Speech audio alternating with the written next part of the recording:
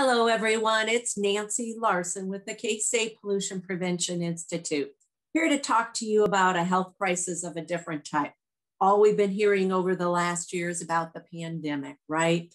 And so hopefully by now, most of you have gotten a chance to get your vaccine. But did you know, and as you probably do know, over the last 20 years or so, we have had an opiate overdose crisis. And in 2017, we actually started seeing some decreases in the number of opiate overdose deaths. People were getting more help. People were getting, we had less addiction in the way of numbers and things. But with the isolation and the stress of this pandemic, we're actually seeing an uptick in opiate addiction and overdoses and deaths, especially in rural communities. So how can we help with this? Certainly get people help who need help. Reach out to your communities, to addiction centers, to your physician, to the medical community, if you know someone who needs help.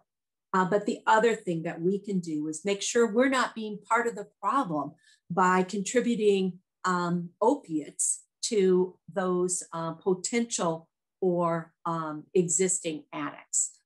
We don't want to be part of what's called the friends and family plan, right? That's where I may have gotten a prescription because of a root canal or some minor medical procedure, and it was for painkillers. I may have gotten 15, 10 pills, right? But I only needed one or two, and I neatly tucked it back in my medicine cabinet. That's how young people and addicts find these opiates through the friends and family plan. In fact, we know that 80% of heroin addicts have said they first got started on prescription opiate drugs. So how do we deal with that? Well, we want to make sure that you know about prescription drug disposal options, safe options, because we don't want these in our landfill.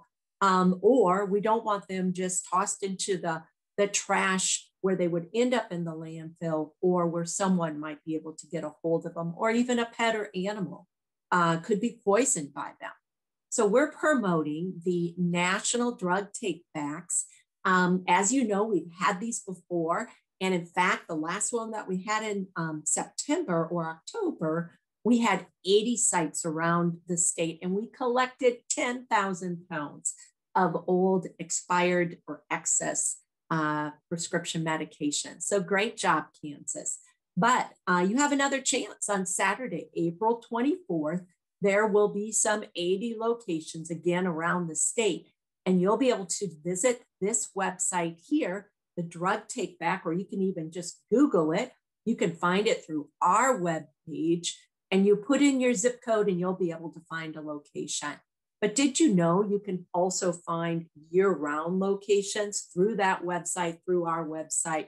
You can also find locations that are open Monday through Friday or even over the weekend.